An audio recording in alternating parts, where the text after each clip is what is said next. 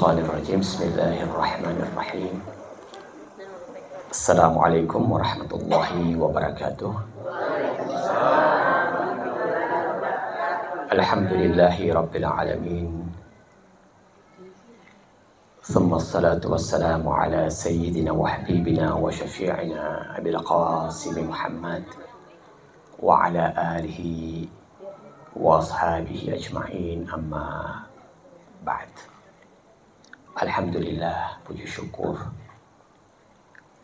wajib untuk selalu kita panjatkan kepada Allah, bukan hanya melalui lisan saja, tapi hakikat syukur yang sebenarnya adalah bagaimana kita melaksanakan perintah Allah dengan sebenar-benarnya. Lisan ini terkadang banyak pura-puranya, ya, banyak nggak benarnya. Demikian juga dengan tampilan lahirnya kita. Makanya Allah itu nggak mengukur diri kita dengan apa yang kita lakukan, bukan itu. Sebab tampilan luar ini nggak bisa menjadi ukuran yang pasti. Kita sering tertipu. Kita lihat orang tersenyum sama kita, tapi ternyata di belakang melakukan hal-hal yang tidak sesuai. Terkadang kita puji orang, tapi di dalam hati kita sering kita hina orang. Dan itulah yang kemudian akan dilihat sama Allah dan nanti akan tampil di kemudian hari. Ini hakikat itulah yang nanti akan tampil. Jadi yang sekarang ini nampak itu nanti akan tertutup, ya. Dan nanti ketika kita memasuki alam barzakh, ya, ketika kita memasuki alam kubur, maka yang tadinya tersembunyi, yang tidak nampak, yang ada di dalam batin kita, itulah yang nanti kemudian akan kita lihat. Jadi barzakh atau hakikat akhirat itu tidak lain adalah melihat apa yang tersembunyi. Itu hakikat alam barzakh atau hakikat alam akhirat. Ya. Al-batin wa zahir. Jadi yang zahir sekarang ini nanti akan apa? Akan tertutup. Uzlifat, akan ditutup oleh Allah, dan nanti kemudian yang tersembunyi, yang kita sembunyikan di dalam hati kita, itu yang kemudian akan kita saksikan. Kita akan lihat seperti apa. Manusia akan kaget pada saat itu, akan kaget loh. Makanya kan Rasulullah itu mengajarkan kepada kita loh, mengajarkan kepada kita, ya Allah jangan buka aib saja di kemudian hari. Sangat menakutkan itu. Ketika kita melihat ternyata hakikat diri kita yang sebenarnya seperti ini, kita sendiri mungkin pada saat itu akan apa? Akan jijik, akan takut melihat diri kita sendiri. Kita akan lari dari diri kita sendiri. Kok wajah saya seperti ini? Ini wajah kita yang sekarang ini, bukan hakikat diri kita yang sebenarnya. Ini hanya lahirnya aja. Yang sekarang kita perhatikan ini, yang selalu kita perhatikan, yang kalau ada apa? Ada jerawat sedikit saja, Masya Allah kita pusing benar. Jerawat tumbuh sedikit saja, Masya Allah. Dunia udah kayak kiamat itu. Nah, itu nanti apa? Itu nggak ada harganya lagi. Nggak ada harga. Nggak ada harganya. Nanti yang akan terlihat, yang akan nampak wajahnya kita yang sebenarnya, ini hati kita. Ini yang kita akan lihat. Tuh, hati yang akan muncul. Itu wajah kita yang sebenarnya. Kita nggak tahu wajahnya kita ini seperti apa. Makanya kita disuruh untuk apa? Untuk bercermin. Disuruh untuk bercermin. Tapi kita ini hanya selalu bercermin apa? Bercermin yang luarnya saja yang kita selalu cerminin. Cerminin itu harus kemana? Ke dalam. Ke dalam, masuk ke dalam. Kita ini terlalu asyik melihat keluar. Terlalu asyik loh. Yang ada di luar saja Masya Allah. Udah begitu indah. Terkadang membuat kita kaget-kaget, takjub. Apalagi kalau kita masuk ke dalam. Dan hakikat agama itu apa? Hakikat agama itu ketika kita memasuki ke dalam diri kita. Itu hakikat agama. Hakikat agama itu bukan melihat keluar. Tapi melihat ke dalam diri kita. Itu agama. Kita hanya terlalu asyik memperhatikan luar. Tapi kemudian lupa memperhatikan hakikat batin. Dan agama di situ. Batin ini yang harus benar-benar kita asah. Makanya di dalam syariat, ketika kita mengerjakan ibadah, sholat, puasa, apa segala macam, sebelum kita mengerjakan itu semua, apa dulu yang harus kita perhatikan? Apa yang membuat amalan-amalan lahir kita, syariat kita menjadi sah? Kalau kita nggak kerjakan itu, kalau nggak ada itu, nggak sah semuanya. Walaupun kita jungkir balik sholat, walaupun kita bolak-balik umroh, haji, apa segala macam, walaupun kita Masya Allah benar-benar khusyuk, tapi kalau nggak ada yang satu ini, semuanya apa? Nggak diterima. Apa itu? Niat. Niat di mana? Laisa fil lisan. Bukan di sini itu niat, bukan usalli, bukan. Ini bukan niat loh. Niat itu di mana? Niat itu di sini. Hakikat niat apa? Hakikat niat adalah cara kita untuk menjalin hubungan. Itu niat. Niat menjalin hubungan dengan siapa? Ya dengan Allah. Dan ibadah di situ. Bagaimana kita ingin menjalin hubungan, komunikasi dengan Allah. Kita sekarang ini udah ada di alam dunia loh. Jauh dari Allah. Seakan-akan jauh dari Allah. Seakan-akan kita merasa kita ini jauh dari Allah. Tapi Allah nggak pernah jauh dari kita. Nggak pernah. Allah dekat. Tapi kita yang sering tidak merasa Allah itu begitu dekat dengan kita. Makanya di zaman Nabi ada orang yang datang kepada Rasulullah. Ya Rasulullah, aina Allah? Di mana itu Allah? Dan itu diapain? Diabadikan di dalam Al-Quran. Dalam surat Al-Baqarah. Idza sa'alaka ibadi. Kalau ada hamba-hambamu ya Muhammad yang bertanya tentang aku. Ada. Kenapa mereka bertanya?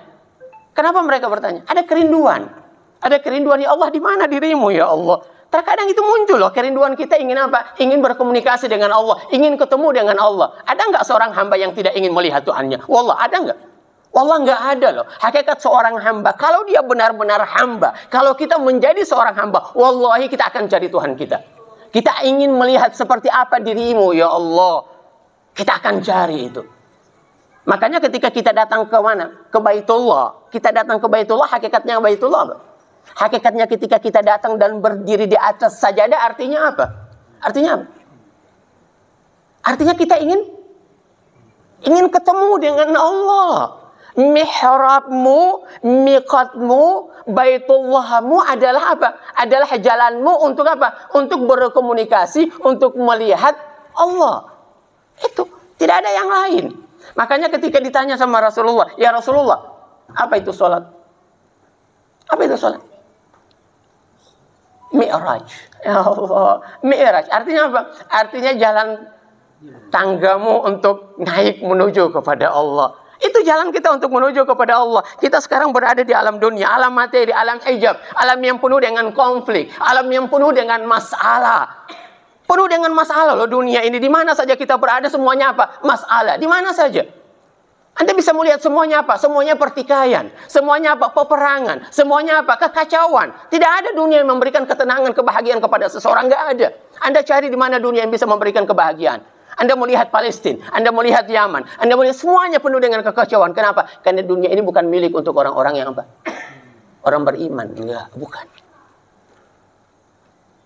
Orang kalau ingin mencari kebahagiaan, dia nggak akan cari di dunia. Enggak. Kamu nggak akan dapat. Terbukti Rasulullah. Anda lihat, orang yang paling menderita siapa? Siapa yang paling menderita dalam hidup ini? Ya para kekasih Allah. Para kekasih Allah loh orang yang paling menderita, kata Nabi. Orang yang paling menderita itu sudah aku. Kenapa? Kenapa? Kenapa Nabi paling menderita di dunia ini? Sebab nggak ada orang yang bisa memahami Nabi loh. Nabi itu berada pada puncak spiritual. Dan nggak ada orang yang bisa memahami Rasulullah. Nggak ada. Kalau Anda semakin dekat dengan Allah, maka orang yang pertama kali yang akan menyakiti Anda siapa? Orang-orang yang ada di sekitar Anda. Kenapa? Allah. Benar itu. Anda kalau semakin dekat dengan Allah, semua yang ada di sekitar Anda akan lari dari Anda. Benar. Coba, sekali Anda dekat dengan Allah aja. Ketika Anda sudah mulai dekat dengan Allah, maka apa? Maka dalam pandangan Anda, dunia ini akan apa? Akan kecil dan Anda akan menjauh. Contoh, sederhana saja. Contoh sederhana aja.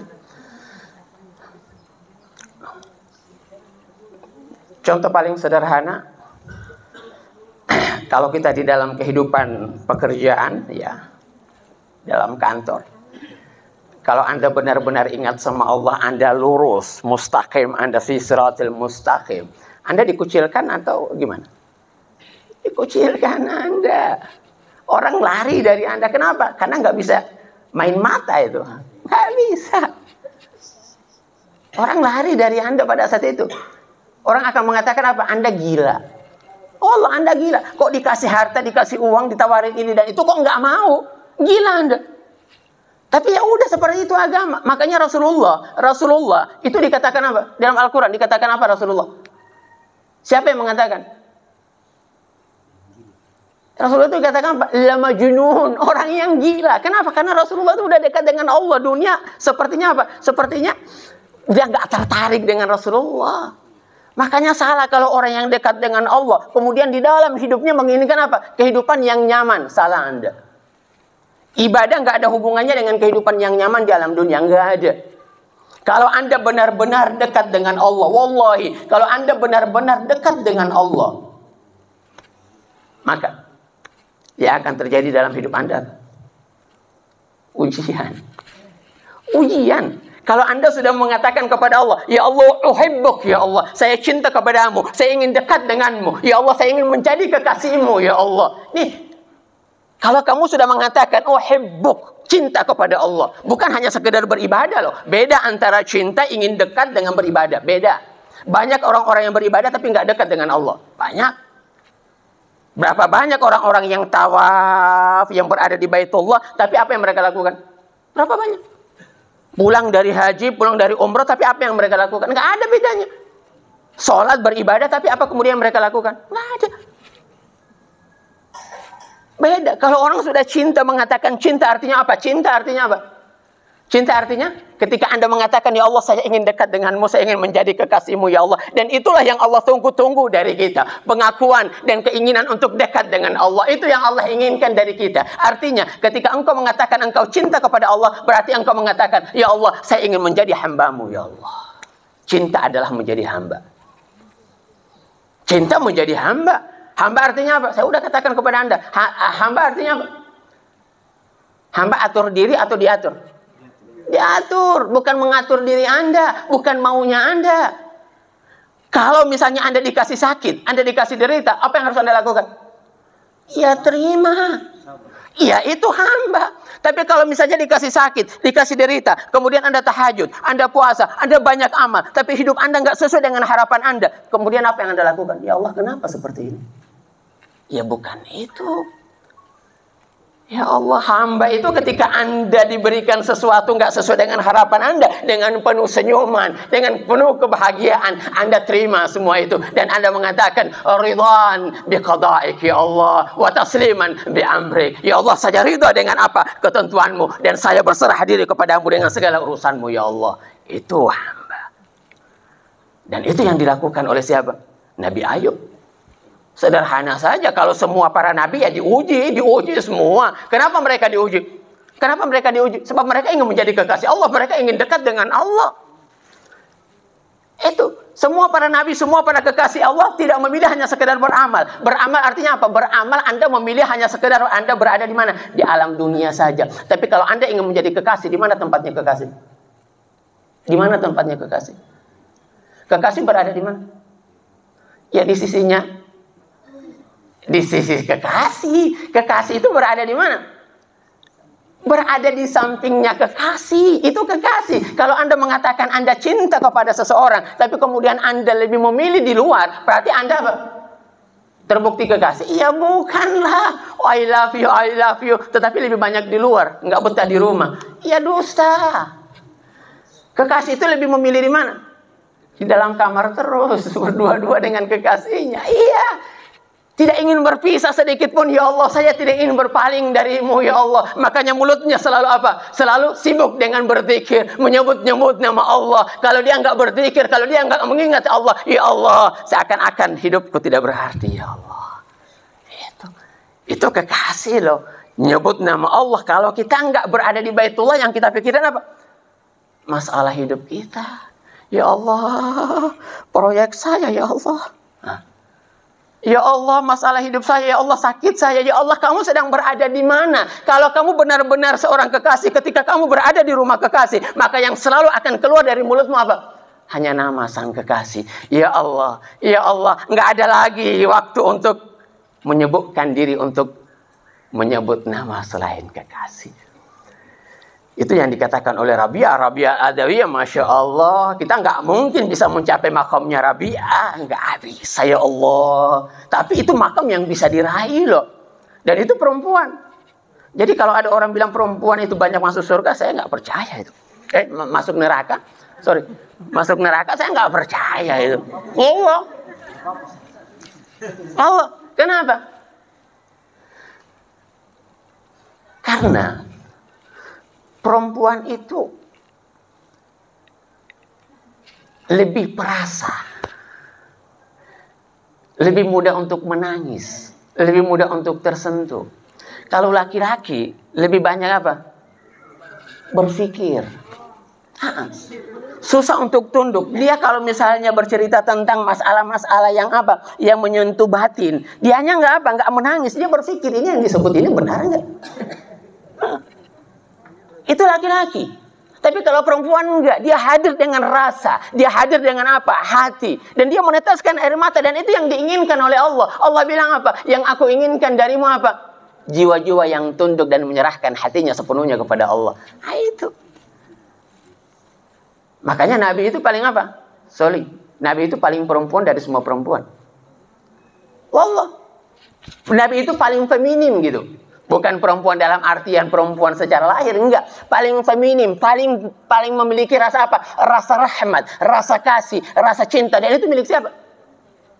Yang milik seorang ibu loh. Makanya ibu itu ada rahimnya, ada rahmatnya. Laki-laki nggak ada rahimnya, nggak ada rahmatnya. Karena nggak bisa merasakan cinta yang sebenarnya itu nggak bisa dia rasakan. Kenapa? Kenapa? Kenapa perempuan laki-laki nggak bisa merasakan kasih sayang cinta yang sebenarnya? Kenapa? Hakikatnya kenapa? Tahu Anda rahasianya kenapa?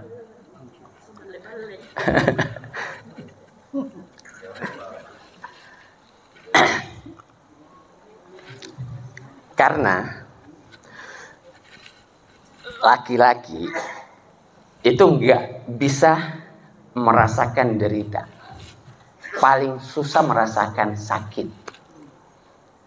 Dia paling nggak kuat sakit. Coba kalau ada yang suami sedikit sakit flu aja gimana? Cengengnya minta ampun. Itu. Karena dia nggak tahan sakit itu. Masya Allah, sudah macam-macam dibikin itu. Supaya diperhatiin sama suami istrinya gitu. Tapi kalau Masya Allah, kalau istri udah sakit, dia masih kerja semuanya, ngurusin semuanya loh. Kenapa? Karena perempuan itu tahan apa? Tahan banting.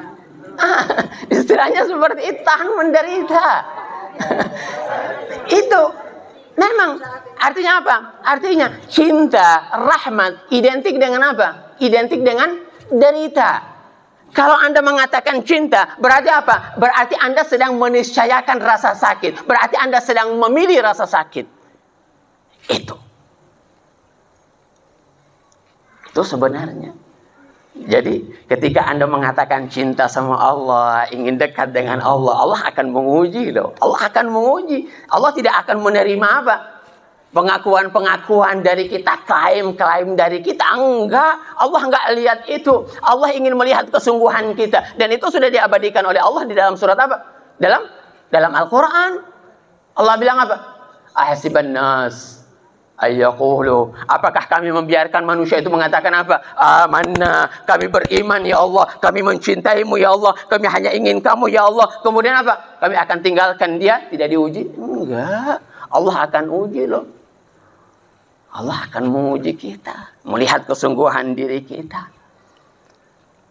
Dan itulah yang kemudian dilakukan oleh Allah kepada Nabi Ayub, kepada Nabi Ibrahim. Ya Allah, puncaknya cobaan itu Nabi Ibrahim. Ya Allah, kita mungkin nggak habis pikir itu. Ya Allah, kok bisa Nabi Ibrahim melakukan satu pengorbanan yang seperti itu? Anaknya loh dikorbankan, diberi. Itu cinta loh. Makanya Nabi Ibrahim itu digelari dengan apa? Khalilullah. Khalilullah itu apa? Kekasih. Kalau nabi-nabi lain enggak. Khalilullah, kekasih Allah, enggak ada jarak. Khalil itu apa? Khalil itu enggak ada jarak antara aku dengan dirimu ya Ibrahim. Tapi kapan? Berkorban dulu, harus buktikan dulu. Semua yang kau cintai, yang dekat denganmu, yang paling engkau inginkan, harus kamu berikan. Di jalan siapa? Di jalan kekasih. Buktikan itu kepada aku. Korbankan itu kepada aku. Sembelih semua itu kepada aku. Gitu. Itu harus dibuktikan loh. Dan dunia ini apa? Dunia ini media apa? Dunia ini media apa? Media pembuktian cinta kita kepada Allah. In kuntum tuhibbunallah, kalau kamu benar-benar cinta kepada Allah, cinta untuk siapa? Cinta hanya untuk Allah, bukan untuk siapa-siapa. Yang layak untuk dicintai hanya siapa? Hanya Allah. Artinya cinta di mana? Cinta itu hadir dalam hati. Artinya hanya Allah yang pantas engkau masukkan di dalam hatimu. Hanya Allah, ini milik Allah, ini rumah Allah, ini baitullah. Jangan kau kotori ini dengan sesuatu selain Allah. Kalau Allah lihat hatimu sudah dimasuki oleh sesuatu selain Allah, Allah bilang apa? Itu yang paling aku benci. Itulah kemusyrikan. Allah nggak mau loh hati itu dicampuri dengan sesuatu yang lain. Makanya kenapa hidup kita selalu nggak tenang? Kenapa? Karena hati sudah dipenuhi dengan sesuatu yang lain. Sudah ada mobil, sudah ada apa? Sudah ada anak, ada istri, ada suami, ada harta. Semuanya sudah dimasukin ke dalam hati. Udah semuanya. Makanya kalau mobil kita parkir di luar, kita pusingnya di mana?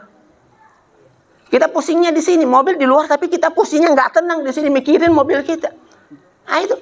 Kenapa? Karena hati kita sudah apa? Sudah dimasuki oleh harta itu. Makanya harus dikeluarkan. Allah bilang keluarkan semuanya. Nggak bisa. Harus dikeluarkan. Allah bilang kalau aku mencintai seseorang, maka apa? Rumahku aku akan bersihkan dari selain apa? Selain diriku. Maka ketika Fathul Makkah. Apa yang dilakukan oleh Rasulullah ketika Fathul Makkah? Apa yang pertama kali dilakukan Rasulullah? Itu simbol loh. Bahasa simbol. Agama itu terkadang apa? Berbicara tentang simbol-simbol. Bukan hanya dilihat dari bahasa-bahasa lahiriahnya saja. Enggak. Itu enggak punya makna pada bahasa lahiriah. Agama adalah simbol. Pemotongan apa? Tawaf apa?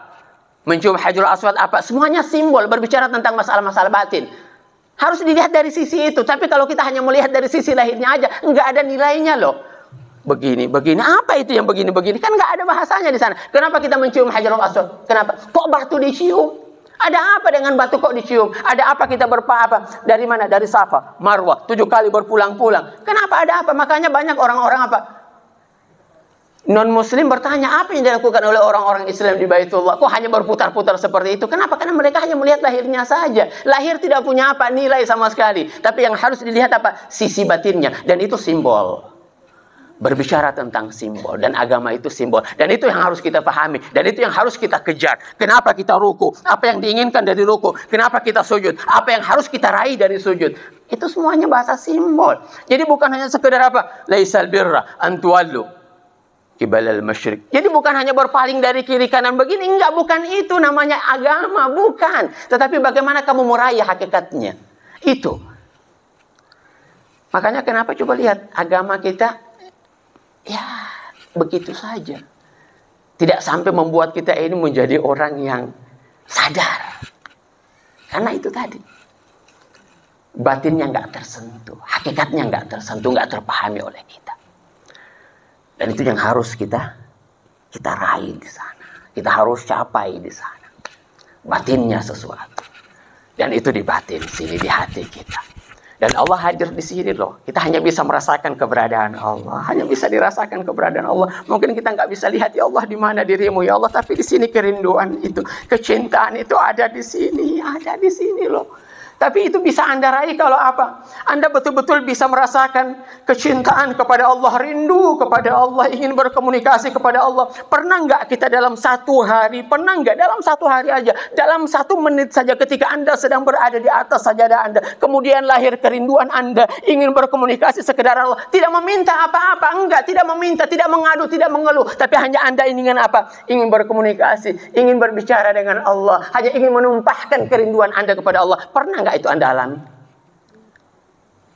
Belum. Kenapa? Kenapa kita nggak bisa seperti Nabi ketika beliau berada di mihrab? Kita sering ke Raudhah Nabi loh, sering merindukan Raudhah Nabi. Kita gila-gila ingin masuk ke Raudhah Nabi. Apa yang terjadi kepada Rasulullah di Raudhah? Pernah nggak kita bertanya, ya Allah, ya Rasul, apa yang engkau lakukan di Raudhah? Apa yang engkau alami di Raudhah? Kata Nabi, kalau aku rindu kepada Allah, aku masuki Raudhah. Allahu Akbar. Kalau rindu kepada Allah memasuki raudah loh. Kalau kita masuk ke dalam raudah, apa yang kita bilang? Ya Allah, kita nggak seperti Nabi. Anda kalau memang ingin merasakan apa yang dirasakan oleh Rasulullah di raudah, apa yang harus Anda lakukan? Ya cintai Nabi. Harus mengikuti Nabi, apa yang dilakukan oleh Nabi. Nabi kalau sudah di raudah, Masya Allah, kayak anak kecil, merintih, menangis. Sampai Aisyah, para sahabat-sahabat Nabi itu kaget-kaget. Ya Rasulullah, kenapa seperti ini? Kenapa? Karena Rasulullah benar-benar merasakan kenikmatan, kelezatan dalam ibadahnya. Makanya mudahnya Rasulullah dalam ibadahnya dia katakan apa? Allahumma adikni halawatal ibadah. Ya Allah, berikanlah kepada saya secuil saja, ya Allah, setitik saja manisnya itu ibadah. Manisnya itu ibadah. Kalau itu kita sudah rasakan, Masya Allah, mungkin kita tidak akan tinggalkan sajadah kita. Kita ingin terus berada di atas sajadah. Kita tidak pernah akan ingin apa? Ingin lagi ke sana kemari. Udah nggak pingin jalan-jalan ke Malino. Sudah nggak kepingin jalan-jalan. Nggak pernah lagi, ya Allah. Sudah ingin terus berada di atas sajadah. Itu yang harusnya kita pikirkan. Bagaimana kita berusaha menjadi hamba Allah. Hamba Allah rindunya kepada siapa? Kepada Allah. Tapi kalau kita pekerja, kalau suami, rindunya kepada siapa? Ya kepada istri aja. Kalau kita melihat diri kita statusnya sebagai seorang pejabat, maka ketika kita beribadah, maka yang selalu keluar dari lisan kita ya masalah itu saja. Kita akan melihat bahwa Tuhan itu hanya dari sisi objek saja. Hanya untuk mengabulkan keinginan-keinginan kita. Allahu Akbar. Kita ini kalau memikirkan diri kita, ya Allah, sudah seperti apa yang kita kerjakan? Apakah sudah sesuai dengan keinginan Allah? Ya Allah, malu kita di hadapan Allah. Wallah, kalau kita sadari itu, kita akan malu di hadapan Allah. Makanya para kekasih Allah itu benar-benar malu di hadapan Allah. Kenapa? Karena mereka melihat diri mereka belum bisa mengerjakan sesuai dengan harapan Allah. Enggak pernah. Mereka akan benar-benar takut di hadapan Allah. Benar-benar takut di hadapan Allah. Takut mereka. Ya Allah, jangan sampai apa yang aku lakukan ini bisa apa? Bisa menjauhkan saya darimu. Ya Allah. Jadi ukuran cinta kepada Allah, tapi pembuktiannya di mana? Pembuktian cinta, kalau kita cinta kepada Allah, hati sudah penuh dengan Allah. Pembuktian akan kecintaan kita kalau kita sudah dekat dengan Allah di mana? Di sekitar kita. Allah nggak butuh cinta kita, Allah nggak butuh harta kita, Allah nggak butuh apa-apa dari cinta kita. Enggak, Allah nggak butuh. Allah Maha Kaya. Allah nggak butuh salat kita, Allah nggak butuh puasa kita, nggak butuh. Allah nggak menginginkan itu semua. Kalau Allah bilang apa? Kalau kamu benar-benar dekat denganku, kalau kamu cinta kepada aku, buktikan kecintaanmu, kedekatan denganku kemana? Kepada orang-orang yang ada di sekitarmu. Makanya Anda bisa melihat sholat, bentuk kedekatan kepada Allah, itu selalu dihubungkan dengan apa? Dengan zakat. Bukan? Dengan infak. Aqimus shalah wa atuz zakat. Selalu, nggak pernah Anda melihat perintah sholat kemudian apa? Tidak diikutkan dengan apa? Dengan zakat. Zakat jangan dilihat hanya sekedar zakat, enggak. Zakat artinya apa? Zakat artinya pembuktian cintamu kepada Allah. Itu zakat. Perhatian kita kepada orang lain. Jadi hablum minallah dan hablum minannas itu nggak bisa dipisahkan, itu nggak bisa. Orang terkadang memisahkan, loh, hanya ingin dekat-dekat dengan Allah. Berada di mana? Berada di atas sajadah beribadah. Tapi kemudian apa? Kemudian hubungan dia secara sosial, ya Allah, nol. Berarti kedekatan dengan Allah diragukan. Diragukan. Makanya Anda bisa melihat, sholat ujung-ujungnya untuk apa? Inna sholata tanha anil fahsya. Fahsya itu apa artinya? Fahsya artinya tidak mengganggu orang lain. Itu fahsya. Itu jadi ukuran kedekatan kita dengan Allah ya di situ. Harus kita aplikasikan dalam kehidupan kita sehari-hari. Harus lahir ke sana. Anda mungkin pernah dengar kisah loh. Pernah dengar kisah. hati-hati ini masalah hablum minan nas ini, Masya Allah.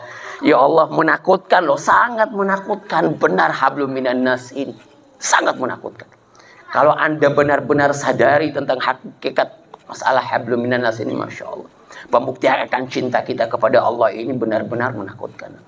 Anda mungkin pernah dengar satu hadis, dan banyak itu hadis-hadis bercerita tentang itu. Ada seorang ibu di zamannya Nabi, rajin ibadat, tahajud, apa segala macam dia kerjakan. Tapi kemudian apa? Disampaikan kepada Rasulullah, ya Rasulullah, ada seorang wanita begini-begini. Tapi Rasulullah mengatakan apa? Gimana hubungannya dia dengan sesama? Sahabat bilang, buruk benar ya Rasulullah. Dia selalu nyakiti tetangganya, dia selalu nyakiti orang lain. Apa kata Nabi? Ahlun nar, masuk neraka. Ya Allah, hati-hati.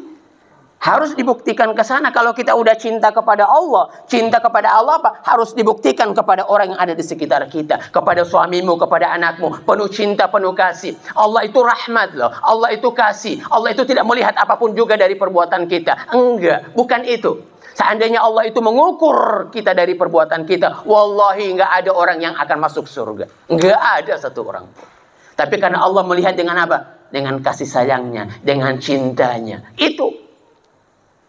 Orang kalau sudah kasih, orang sudah cinta apa? Semua perbuatan-perbuatan hamba itu, perbuatan orang-orang yang kita cintai, kita tidak akan hitung lagi. Bukan? Iya. Coba contoh yang paling sederhana, seorang ibu. Seorang ibu kepada anaknya disakiti, disuruh nggak mendengar. Apakah ibu benci sama anaknya? Kenapa kita nggak benci? Kenapa kita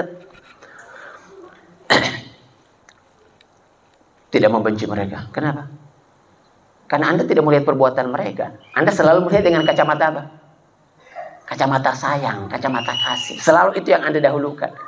Nah, itu menafikan semua perbuatan. Begitu juga Allah dengan kita loh. Rahmat. Kataba Rabbukum ala nafsihi ar-rahmah. Allah itu mencatat, mewajibkan kepadanya apa? Rahmat kepada kita.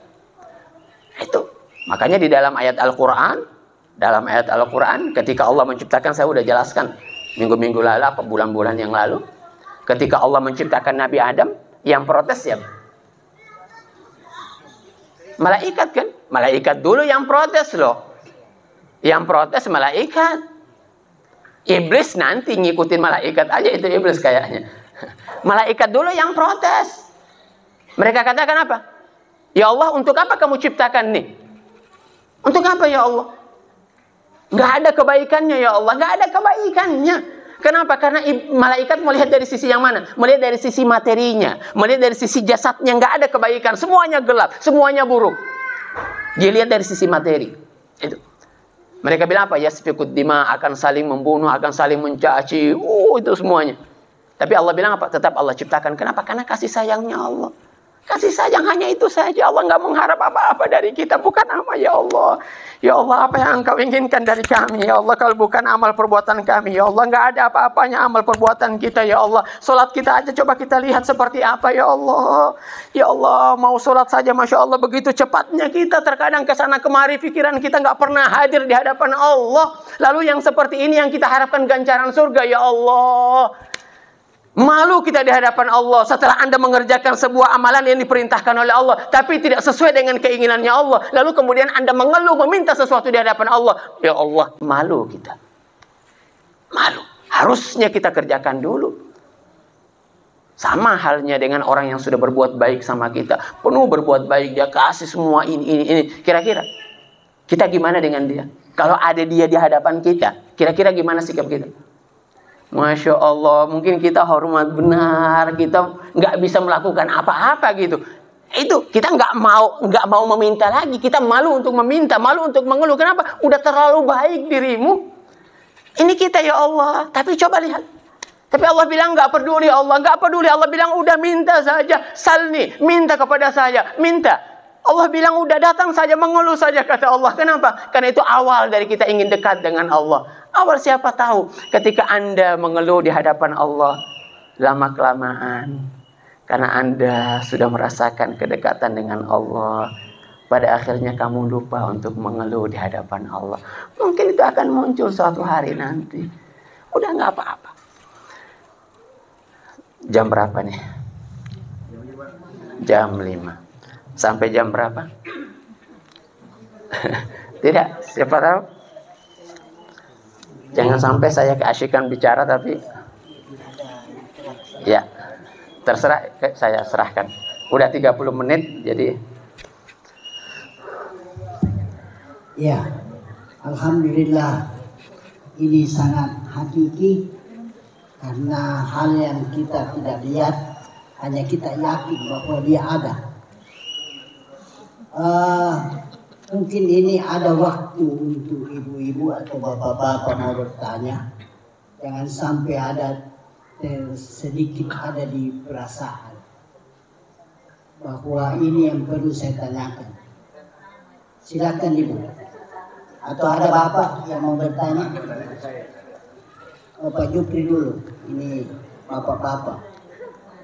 Kian memang itu pertanyaan kan konsep memang. Silakan Pak Jupri.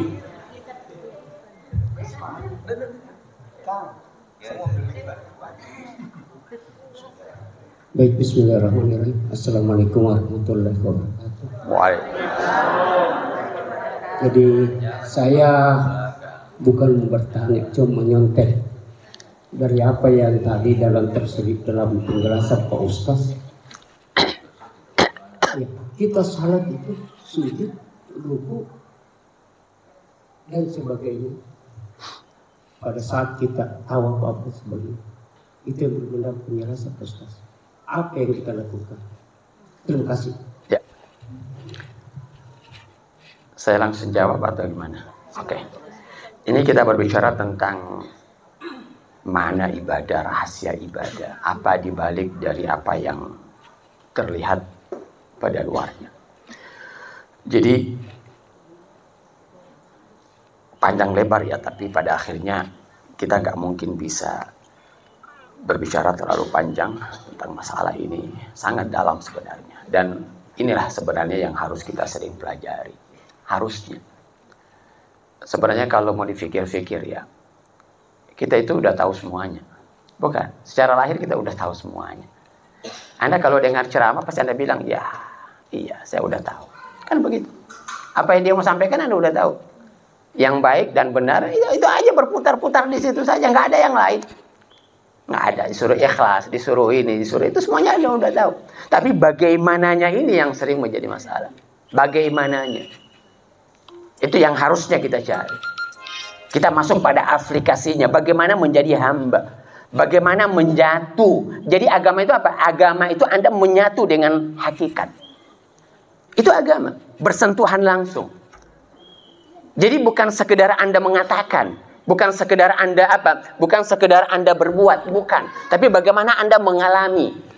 Itu yang paling penting, mengalami secara langsung. Makanya kenapa Rasulullah ketika dia sholat, dia mi'raj, dia naik. Kenapa? Mengalami secara langsung. Bagaimana tuh proses ibadah yang sebenarnya.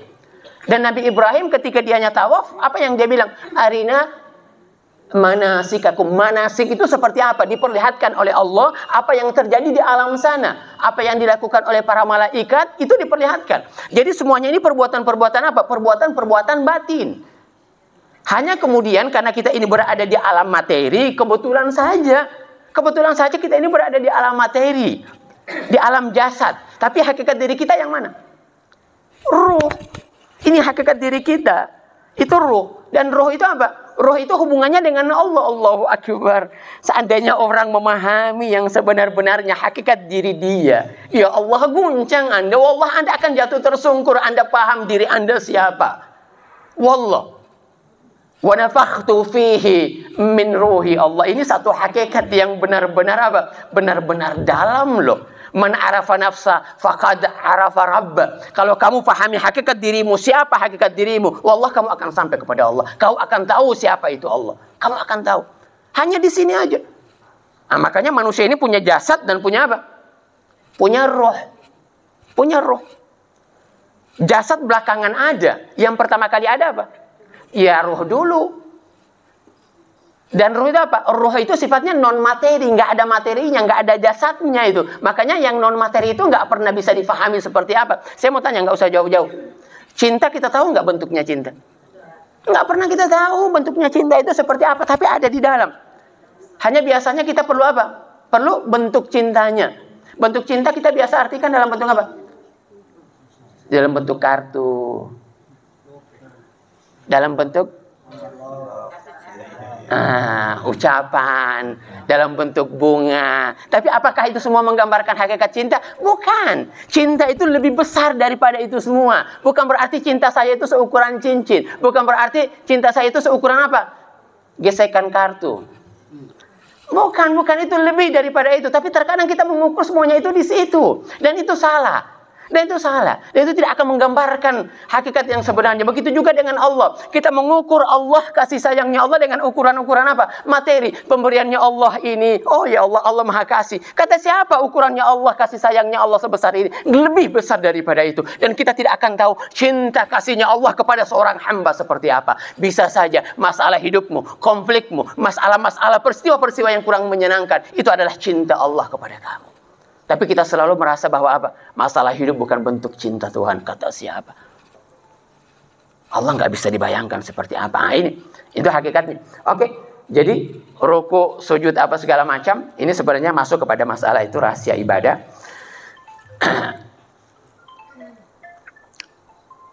Singkat saja ya.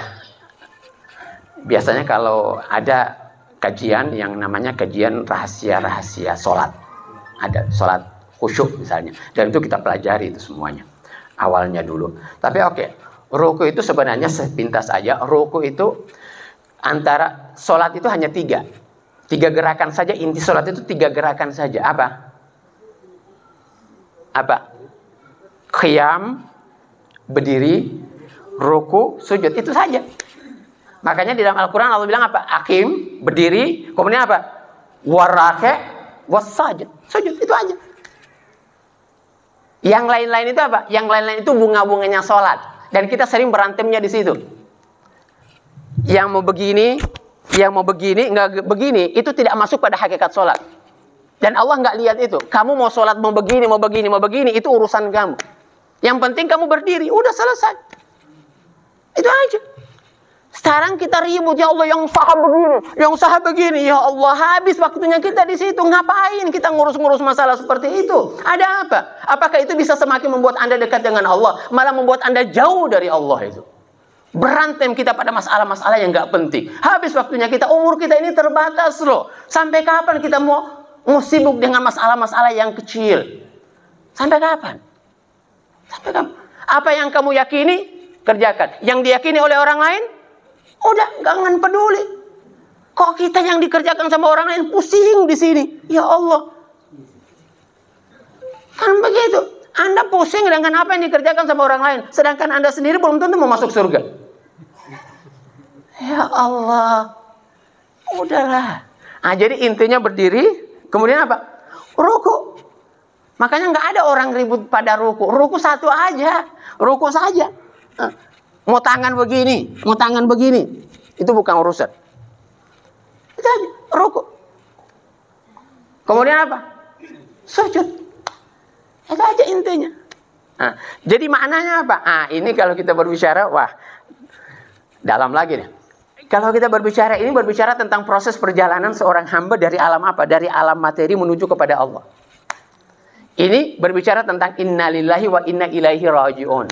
Safar kembali. Jadi manusia itu berasal dari Allah, udah turun kita nggak tahu kehidupan kita di sana seperti apa, tapi itu terjadi dan kita ghaflah dari itu. Dan di dalam surat Al-A'raf itu diceritakan oleh Allah dalam surat apa? Al-A'raf 173. Diceritakan. Kita turun, kemudian apa? Kita innalillah wa inna ilaihi, akan kembali. Proses sholat ini proses untuk kembali kepada Allah.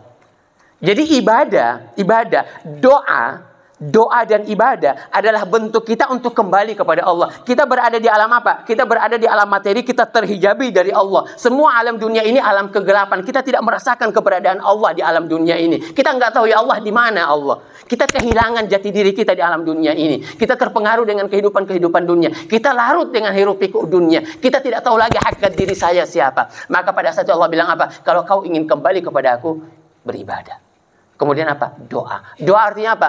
Doa artinya kau mau memanggil Allah ketika engkau tidak tahu jalan kembalimu kepada Allah. Itu hakikat doa. Doa artinya apa? Da'a, yad'u, memanggil, berteriak. Ya Allah, ini aku ya Allah. Butuh peganganmu ya Allah. Butuh pertolonganmu ya Allah. Panggil diriku ya Allah. Di mana dirimu ya Allah? Itu hakikat doa. Hanya sekarang doa kita sempitkan maknanya apa? Meminta ya Allah. Itu bagian kecil dari doa. Tapi hakikat doa itu apa? Ketika engkau tidak tahu jalan kembalimu kepada Allah. Ketika engkau kehilangan jati dirimu. Itu doa. Dan jalan untuk kembali hanya dengan ibadah dan doa. Doa dan ibadah. Tunduk. Surat Ruku itu. Kita berbicara tentang itu. Oke, insya Allah kurang lebih seperti itu Pak. Nah, Ruku proses kembali kita kepada Allah. Ya. Ada tahapan-tahapan demi tahap, satu demi satu. Itu kita bicarakan semuanya. Begitu juga dengan apa? Begitu juga dengan umroh. Umroh juga apa? Berbicara tentang proses perjalanan itu. Kita dari miqat, dari sini, tawaf, tujuh kenapa tujuh. Itu semua berbicara tentang proses kembali semua itu.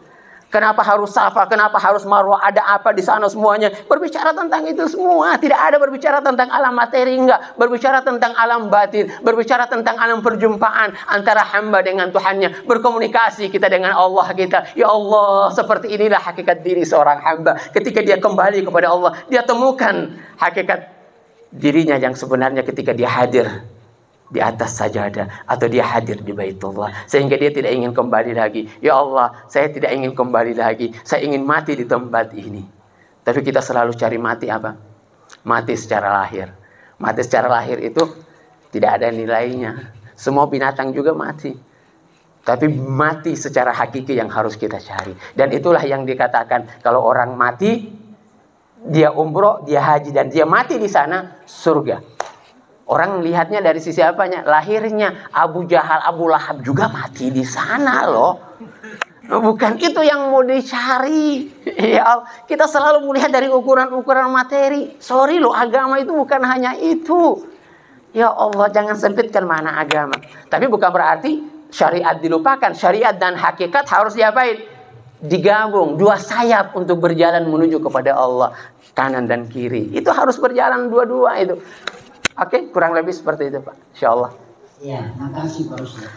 Ada ibu-ibu, kami bapak-bapak ini bagus kalau ada suara ibu. Ya, begitu ibu. Waalaikumsalam. Pertama saya menanyakan Pak Ustaz, sholat kan kita jalankan.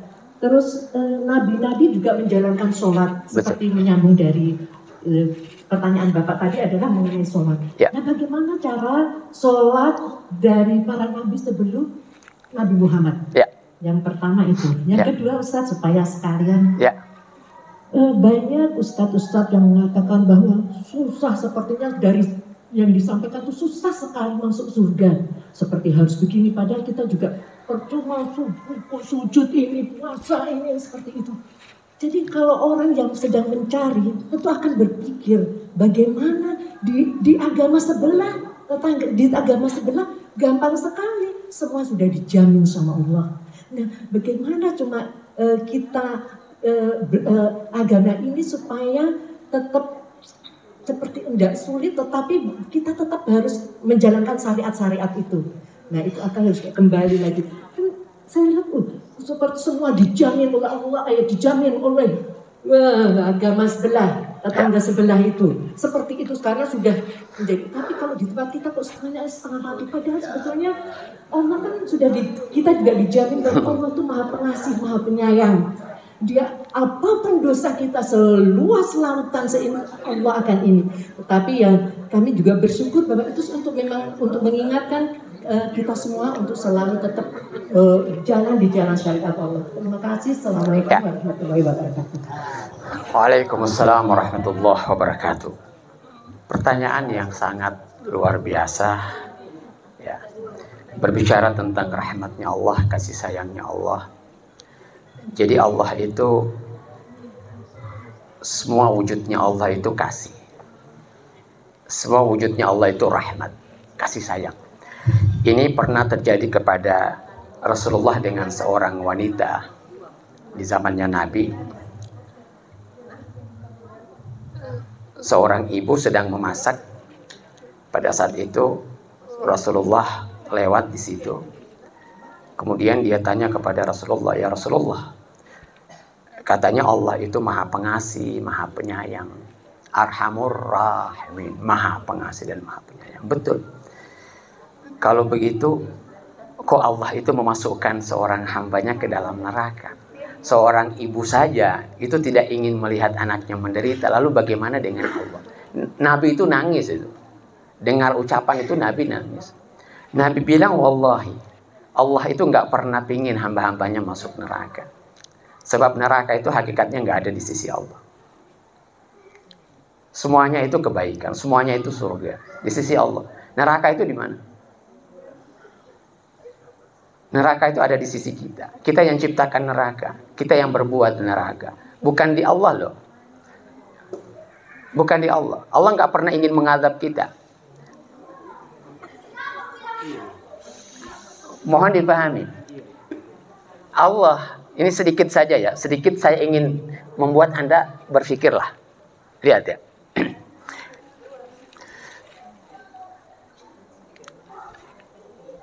Sesuatu hal yang bersifat batin, yang batini gitu, yang rohani. Ada nggak keburukan di sana? Ketidakbaikan di sana. Dalam cinta itu ada nggak ketidakbaikan? Nggak ada. Semuanya cinta. Dan kasih sayangnya Allah berapa persen? 100%. Sekarang keburukan muncul di mana? Keburukan itu bukan muncul pada hal-hal yang sifatnya batin. Keburukan muncul di mana? Pada materi. Ketika ada materi, disitulah kemudian muncul apa? Muncul neraka. Di ruh tidak ada neraka. Semuanya kebaikan. Semuanya kesempurnaan. Jadi di alam batin, jadi di sisi Allah yang Allah itu hanya alam batin saja, nggak ada neraka, semuanya surga. Kapan neraka itu ada? Neraka itu ada ketika manusia itu apa? Bersandar pada materinya. Itu aja. Jadi neraka kita yang ciptakan di alam sini, di alam dunia ini. Saya mau contohkan sedikit. Contoh sederhana. Hasud, dengki, iri. Itu kira-kira ada nggak di dalam batin kita? Ada. Ada. Sederhana dulu. Ada? Nggak ada. Kapan Anda hasud? Kapan Anda iri? Kapan Anda dengki? Kapan? Ketika Anda lihat mobilnya orang, ketika Anda lihat kebaikannya orang. Artinya di dalam batin Anda tidak ada itu hasud, iri, dengki. Kapan dia muncul? Ketika ada sesuatu baru ini muncul. Bukan. Jadi di dalam diri Anda sebenarnya apa? Yang ada fitrah Anda baik.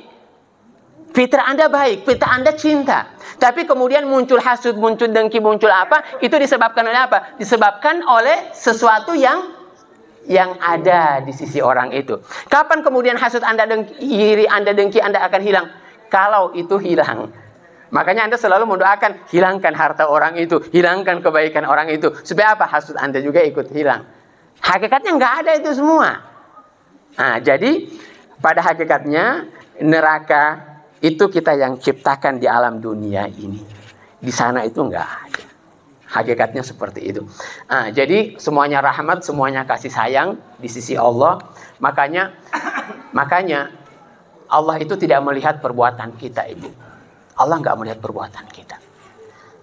Agama itu mudah, sangat mudah, benar, sangat mudah. Cukup Anda hadirkan aja kecintaan Anda kepada Allah, kerinduan Anda kepada Allah. Udah. Ya Allah, saya hanya bisa ini, ya Allah. Itu aja. Seberapa yang kamu bisa? Seberapa banyak? Kalau kamu belum bisa tahajud, Allah nggak menuntut kamu untuk tahajud dulu. Apa yang bisa kamu lakukan? Lakukan dulu yang bisa kamu lakukan. Itu dulu. Tapi kemudian apa? Kemudian hadirkan rasa cintamu. Keinginan apa? Kerinduanmu ingin dekat dengan Allah. Itu saja. Kalau kamu nggak bisa, ya apa boleh buat? Itu dulu. Jangan memaksa diri. Sebab pada hakikatnya, bukan amal kita yang membuat kita dekat dengan Allah, tapi hati kita, kerinduan kita, kecintaan kita kepada Allah. Itu aja. Nanti insya Allah Allah sendiri yang akan menarik kita. Ya Allah, kepada Allah. Dia akan tarik. Kalau sudah ada rindu ini, Masya Allah. Pupuk saja kerinduan, keinginan untuk dekat dengan Allah. Ya Allah, saya ingin dekat denganmu. Ya Allah, dipupuk aja, dijaga aja ini hati. Ya Allah. Ya Allah, saya belum bisa. Nanti insya Allah Allah yang akan apa? Mempermudah kita untuk melakukan itu semua. Nanti Allah akan mempermudah. Insya Allah. Sebatas yang bisa kita lakukan. Jadi sholatnya orang-orang dulu semuanya sholat, Ibu. Bahkan burung-burung ikut sholat. Iya, semuanya sholat. Di dalam ayat Al-Quran itu Allah bilang. Semuanya sholat. Tidak ada yang tidak sholat. Tapi sholat ini bermakna apa? Bermakna bukan bermakna secara lahiriah. Jadi sholat ini pada hakikatnya apa? As-shalah secara apa? Secara hakikat as-shalah itu bermakna apa? Bermakna penghambaan. Bermakna doa. Bermakna ketundukan. Itu sholat. Kalau diartikan dari apa? Dari agama-agama lain, agama orang Buddha juga sholat. Tapi sholatnya mereka apa? Meditasi. Meditasi itu sholat. Sholat artinya apa? Sholat artinya bagaimana kamu menjalin hubungan dengan Allah. Memperlihatkan hakikat dirimu dengan Allah. Itu hakikat sholat. Hanya kemudian di setiap nabi-nabi disesuaikan dengan apa? Kondisi pada zaman itu. Di Nabi Ibrahim kita nggak tahu model sholatnya bagaimana. Di Nabi Nuh bagaimana. Itu wallahu alam. Kita nggak tahu. Tapi hakikat sholat itu selalu ada. Hakikat sholat apa? Hakikat sholat menjalin hubungan dengan Allah. Menghadirkan hati kita dengan Allah. Itu hakikat sholat. Tapi di Nabi Muhammad, hakikat sholat seperti apa yang kita lakukan sekarang ini. Itu bentuk apa? Bentuk syariatnya. Dan itu harus kita lakukan selama kita sebagai apa? Sebagai umat Muhammad. Tetapi sisi batinnya harus kita raih. Sholat artinya apa? Sholat artinya kamu tunduk. Dan itu harus kamu lakukan. Dan itulah yang tidak dilakukan oleh iblis. Iblis nggak bisa sholat. Kenapa? Iblis nggak bisa sholat. Kenapa? Karena dia nggak bisa tunduk. Itu aja. Jadi hakikat sholat apa? Hakikat sholat ketundukan. Dan iblis nggak pernah bisa sholat. Jadi orang-orang sombong memang kelihatannya apa? Secara lahiriah tunduk, sholat, ruku. Tetapi secara apa? Secara batinnya dia nggak pernah sholat. Berarti secara hakikat dia nggak pernah sholat. Jadi kita harus tunduk, harus tawadu di hadapan Allah. Kalau kita benar-benar sudah tawadu, Masya Allah, penuh dengan cinta. Tangan kita benar-benar sholat. Semua kita sholat, mata kita sholat, nggak kemana-kemana. Itu akan terlihat semua itu. Jadi kalau belum sholat, ya Allah, akan terlihat dari kehidupan kita sehari-hari. Itu kurang lebih hakikatnya. Secara sederhana. Itu. Oke. Ya, hanya waktu Bapak Ibu yang membatasi kita. Karena semakin mendekati 5:30, itu saja kita pikir Bapak Ibu bahwa sesungguhnya setelah jasad ini ada di rahim ibu, siapa yang meniupkan roh ke dalam ke badan ibu? Allah Subhanahu wa Ta'ala yang memberikan kita roh. Itulah Allah sangat dekat dengan kita. Wabillahi taufiq wal hidayah. Wassalamualaikum warahmatullahi wabarakatuh.